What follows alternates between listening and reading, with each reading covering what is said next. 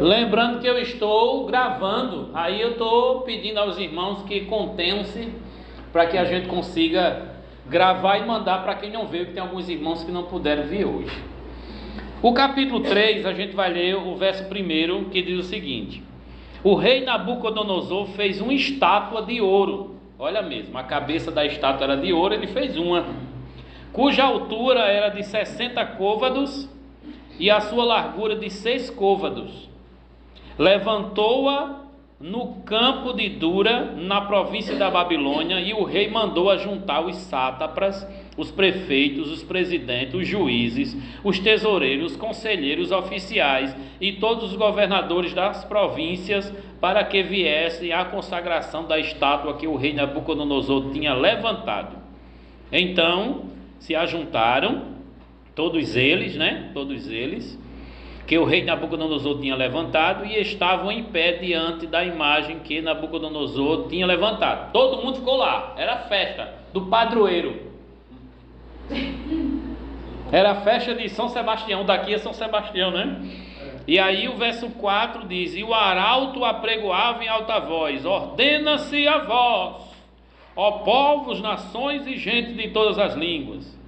E quando ouviram o som da buzina, do pífano e da harpa, da sabuca, do salteiro, da gaita de fole e de toda a sorte de música, vos prostrareis e adorareis a imagem de ouro que o rei Nabucodonosor tem levantado. Quer dizer, se ele tivesse se convertido no capítulo 2, se tivesse realmente levado em consideração que o Deus verdadeiro era o Deus de Daniel, ele não tinha levantado essa estátua não.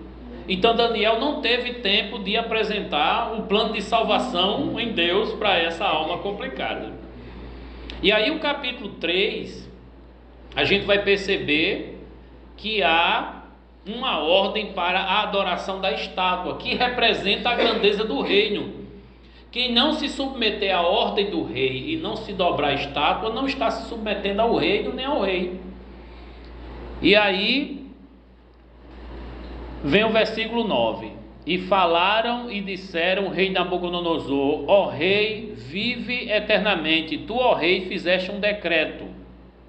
Aí vem dizendo os detalhes. Aí 11: e qualquer que não se prostrasse seria lançado dentro do forno de fogo ardente. Aí o 12, a denúncia: há uns homens judeus que tu constituísse sobre os negócios da província da Babilônia. Nome deles: Sadraque, Mesaque e Abednego. Estes homens, ó rei, não fizeram caso de ti. Olha a forma como a história é contada, não é? Eles já fizeram uma interpretação de provocação, já levaram a notícia. Era uma notícia que era verdadeira, mas a interpretação é que era distorcida.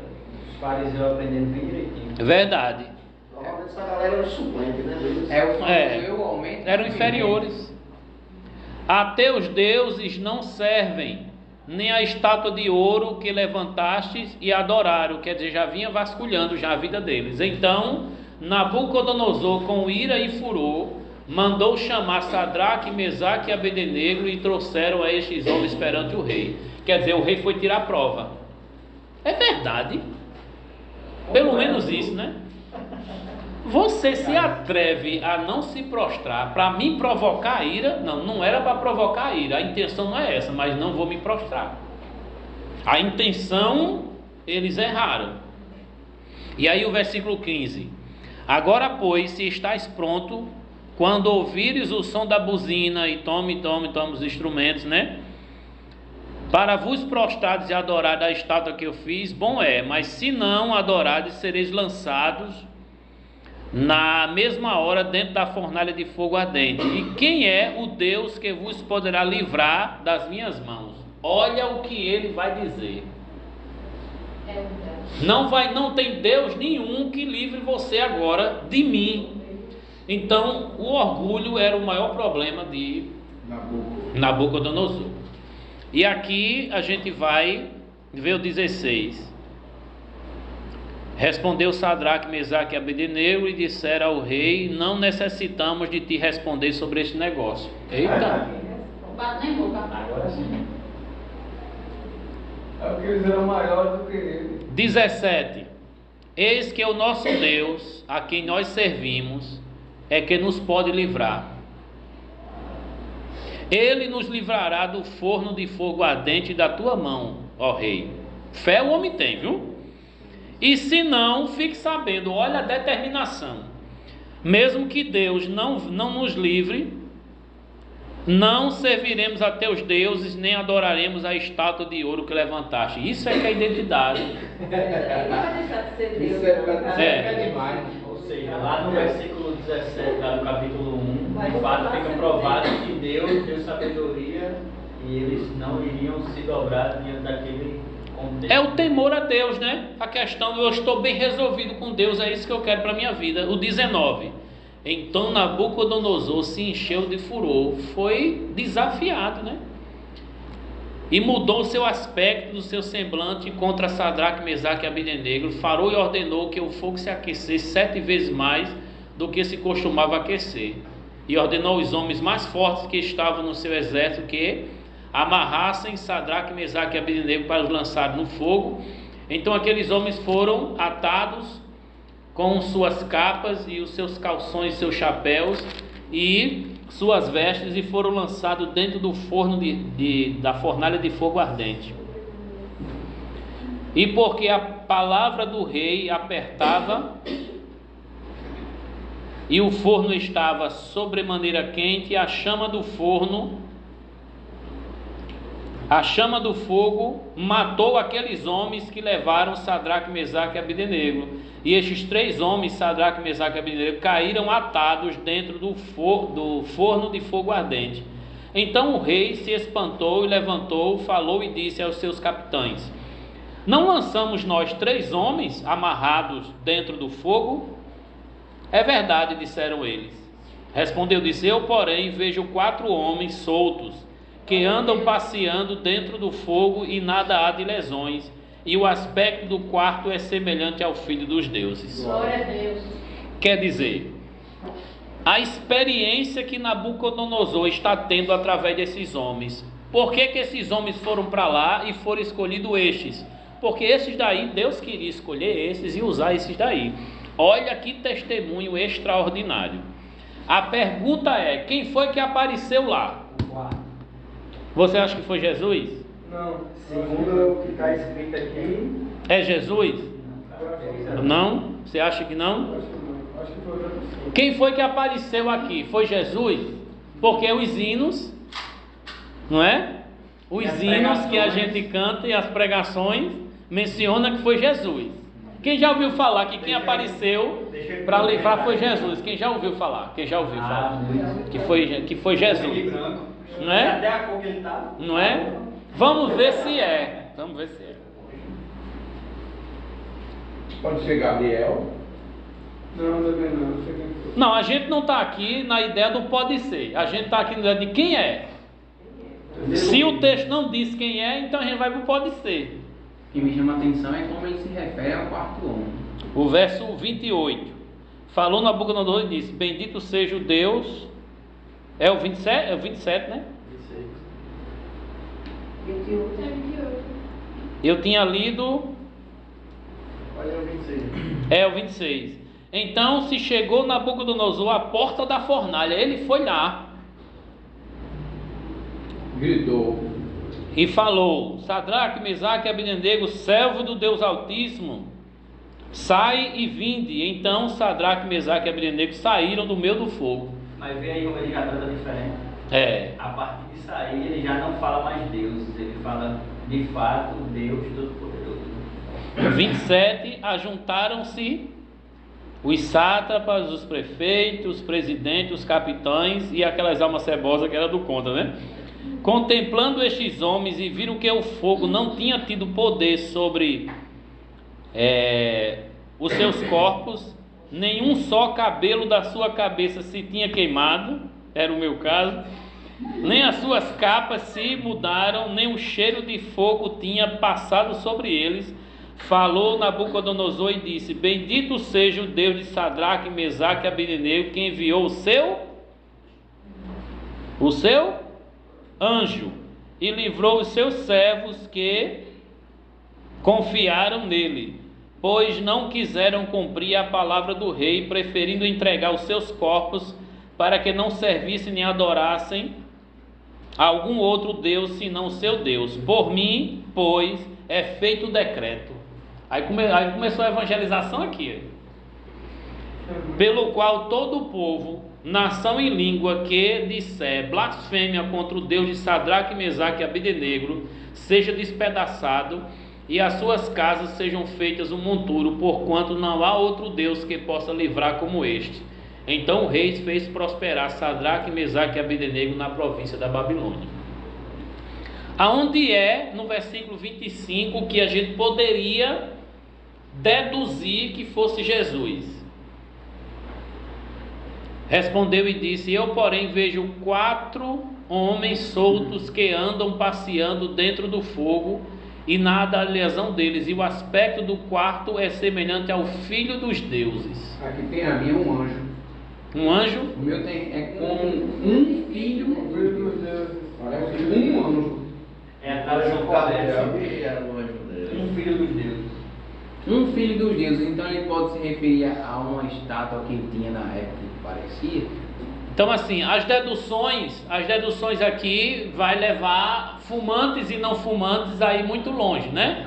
Fumantes e não fumantes. Mas preste atenção. É a nova, na linguagem de hoje Osemar. Oi. É a linguagem Preste atenção. Preste atenção. Um filho dos deuses também tem aqui. Preste atenção. Um anjo, um filho. Preste atenção significa silêncio.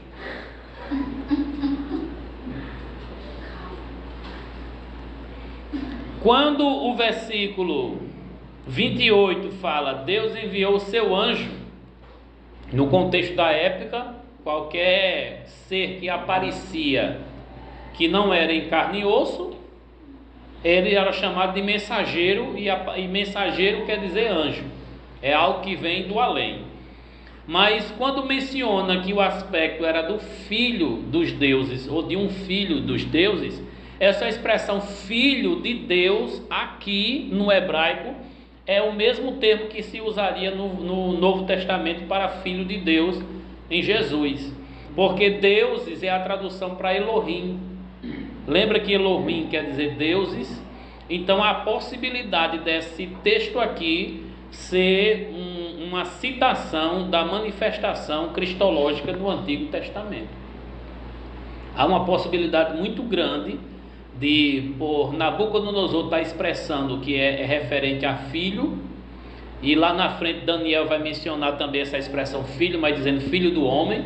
O aspecto deste que apareceu era o filho do homem. Então essa expressão aqui dentro da teologia de Daniel dá uma margem muito grande para uma cristofania. O que é uma cristofania? É uma manifestação de Cristo no Antigo Testamento. Por causa dessa frase, favorece muito. Ao fato de ser anjo, aí os anjos que aparecem no livro de Daniel, geralmente é Gabriel ou uma vez Miguel. Mas para os adventistas, Miguel é Jesus, para os adventistas. Aí vem o capítulo 4 para a gente encerrar. Elaim. Oi? Elaim, né? Ou Elaim ou Elohim, não é? E aqui é como filho de Deus, né? É. No original. Miguel quer dizer parecido com Deus, Miguel. Exatamente. No Daniel 3, nós encontramos aí uma lição. A lição de 3 jovens que não buscam vantagens para servir a Deus. Mesmo na desvantagem, a fidelidade é uma escolha. Mesmo não sendo beneficiado, ser fiel é uma escolha. Mesmo sendo ameaçado, ser fiel é uma escolha. E aqui, no aspecto da devoção, mesmo sabendo que Deus não é obrigado a livrar, eles estavam determinados, mesmo passando pela morte, a se manter devoto, a adorar apenas um Deus. Isso é uma identidade, isso está muito bem resolvido. Não negociar sua fé. E aí a pergunta que o meu irmão ali fez, está aqui também no 3.30. Onde estava Daniel nesta hora? Cadê Daniel, que não é citado E se for citado, são citados os governadores, os prefeitos, os presidentes, os juízes. Todos eles estavam lá e se prostraram. Ou Daniel se prostrou, entende o que eu estou dizendo aqui? Entendo. Ou ele não estava no contexto. E aí vem as observações que eu peguei de comentaristas, especialistas no livro de Daniel. Primeiro, ele pode estar em negócios oficiais em outra parte do reino, já que ele era o braço direito e o rei ficou responsável por organizar essa festa de inauguração. Os negócios do reino foram entregues a Daniel. Primeira defesa, Daniel estava ausente. Senão, quem iria passar pela experiência seria Daniel, dedução.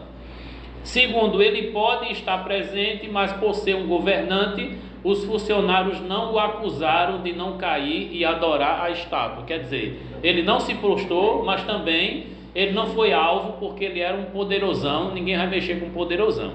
Pode ser também essa opção. E terceiro, ele pode ter estado na cidade capital cuidando da administração enquanto Nabucodonosor esteve ausente. Foram os 3 comentários que eu achei coerentes e eu trouxe aqui para a gente. Da ausência. Na presença, ele não se prostrou, mas não foi denunciado. Foi denunciado aqueles 3 porque eram cargos que eles queriam. Talvez eles queriam os suplentes, né? Os suplentes. Era mais acessível, né? Dele? Como você não é especialista em Daniel, a gente vai dispensar o seu quarto. Porque aqui a gente consultou especialista no livro de Daniel, né? É claro que especulações a gente pode arrumar aqui um bocado. Ele foi no banheiro, etc. Capítulo 4, por favor, para a gente ganhar aqui tempo. Lembrando, quanto mais tempo eu perco pedindo para se calar, mais tempo a gente perde na aula. Portanto, o pedacinho de carne dentro da sua boca compete a você controlar. Vamos seguir o capítulo 4 aqui, porque está pouco ainda a gravação. Capítulo 4, verso 1. Nabucodonosor, rei, a todos os povos, nações e línguas que moram em toda a terra, paz seja multiplicada. Quem é o autor do capítulo 4? Nabucodonosor. Como o livro é de Daniel e quem está escrevendo é Nabucodonosor? Porque ele vai dar um testemunho do que o Deus de Daniel, de Sadraque, Mesaque e Abednego fez com ele. E o que é que vai acontecer aqui? Aquela ideia da estátua e quem é essa estátua e o que vai acontecer historicamente com o rei. O versículo 2 diz: pareceu-me bem fazer conhecidos os sinais e maravilhas que Deus, o Altíssimo, tem feito para comigo. Quer dizer, Nabucodonosor foi usado por Deus, não só para reger com vara de ferro e punir algumas nações, mas Deus também usou Nabucodonosor para fazer o seu nome conhecido, uma coisa que Israel não estava fazendo. Testemunhar da grandeza de Deus. 3. Quão grandes são os seus sinais e quão poderosas as suas maravilhas. O seu reino é um reino sempre eterno e o seu domínio de geração em geração. Eu, Nabucodonosor, estava sossegado em minha casa e florescente no meu palácio. Tive um sonho que me espantou, e as imaginações da minha cama e as visões da minha cabeça me turbaram. Por mim, pois, se fez um decreto pelo qual fosse introduzida a minha presença, todos os sábios da Babilônia, para que me fizesse saber a interpretação do sonho. Aí entraram os magos, tal, verso 8, mas por fim entrou a minha presença Daniel, que é o Beltesazar, segundo o nome do meu Deus, no qual há o Espírito dos deuses santos. Se fosse numa linguagem evangélica, seria o quê? No qual há o Espírito Santo de Deus. E eu contei o sonho a ele. E aí, o versículo 10. Eram assim as visões da minha cabeça na minha cama. Eu estava olhando e vi uma árvore no meio da terra, cuja altura era grande. Crescia esta árvore e se fazia forte, de maneira que a sua altura chegava até o céu, e foi vista até os confins da terra. Árvore grande, subiu até o céu e em todo lugar da terra dava para ver essa árvore. É o reino dele, professor? Vamos ouvir, né? Os ansiosos que se controlam. 12. Eu sou chato? Nunca. A sua folhagem era formosa e o seu fruto abundante, e havia nela sustento para todos debaixo da terra. Os animais do campo achavam sombra, e as aves do céu faziam morada nos seus reinos, e toda a carne se mantinha dela. Parece que a sua pergunta, a resposta é sim. 13. Estava vendo isso nas visões da minha cabeça, na minha cama, e eis que um vigia, um santo, descia do céu, clamando fortemente, dizendo: derrubai a árvore, cortai os ramos, e sacudi as suas folhas, e espalhai o seu fruto, e afugentem-lhe os animais de debaixo da terra e as árvores dos seus ramos, mas o tronco com as suas raízes deixai na terra, e com cadeias de ferro e de bronze na erva do campo, e seja molhado o orvalho do céu, e a sua porção seja como os animais na grama da terra. Seja mudado o seu coração, para que não seja mais coração de homem, então representa um homem, e seja-lhe dado um coração de animal, e passe sobre ele 7 tempos. 17. Essa sentença é por decreto dos vigias, e esta ordem por mandato dos santos, a fim de que conheça os viventes que o Altíssimo tem domínio sobre os reinos dos homens, e os dá a quem quer, e até ao mais baixo dos homens constitui sobre eles. Meu amigo, o que é que atormentou o homem? Atormentou porque ele ficou com medo dessa árvore ser ele. E foi o que realmente aconteceu.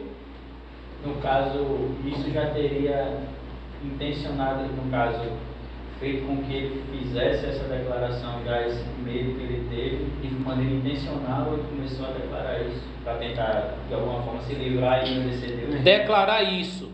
Declarar isso é o quê? Falar essas palavras, né?